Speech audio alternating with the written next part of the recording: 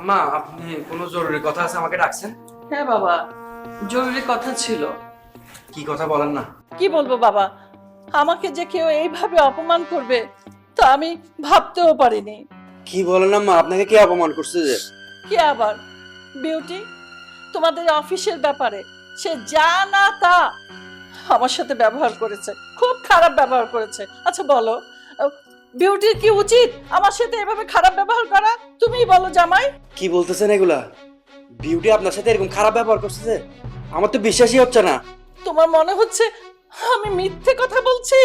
না না আম্মা, আপনি মিথ্যা কথা বলতে যাবেন কেন? কিন্তু আমি একটা জিনিস বুঝতেছি না, ও এরকম করবে কেন বিউটি? কেন করবে? সে হয়তো ভাবছে যে আমি তোমাদের অফিসটা কবজা করার চেষ্টা করছি, সেজন্য ও হয়তো আমার সাথে খারাপ ব্যবহার করেছে। এটা কিন্তু একদম উচিত হয়নি বিউটি। কি? বিউটির এত বড় সাহস হয়েছে যে? আচ্ছা আমি বাসায় গিয়ে ওকে দেখতেছি, বিউটিকে আমি দেখে নিচ্ছি। একদম বাবা, তুমি এসব নিয়ে কোনো বাসায় ঝামেলা করো না। আমি চাই না আমার জন্য তোমার সংসারে অশান্তি লাগুক। তোমরা সুখে থাকলেই তো আমি সুখী। তাছাড়া তোমার মায়ের সাথে, মানে তোমার শাশুড়ি মায়ের সাথে যদি কেউ খারাপ আচরণ করে তাহলে কি তোমার কষ্ট লাগবে না বলো? আমি তো তোমার মায়েরই মতো। না আম্মা, আপনি এগুলো কি বলতেছেন? আপনি তো আমার মাই হন। আপনার সাথে কেউ খারাপ ব্যবহার করবে, এগুলোকে আমি বরদাস্ত করবো নাকি?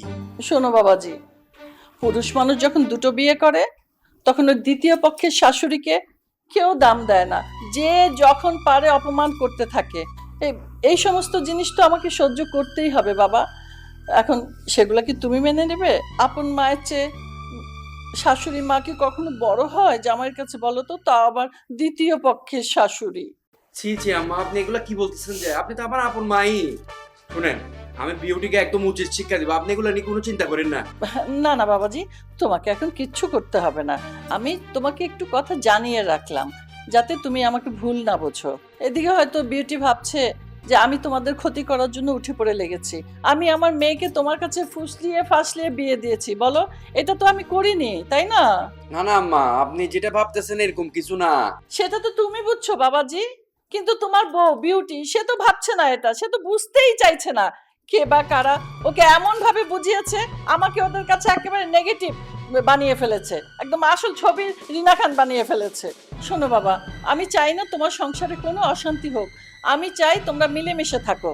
আর শোনো, এই কথাটা কাউকে যেন বলো না। আচ্ছা ঠিক আছে আম্মা, আমি এইসব কথা কাউকে এখন বলতেছি না।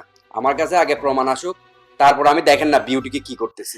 না না, এখনই তোমার বিউটিকে কিচ্ছু বলার দরকার নেই, তবে প্রমাণ তুমি খুব শীঘ্রই পেয়ে যাবে। আচ্ছা আম্মা, আমি তাহলে এখন আসি। আচ্ছা বাবা।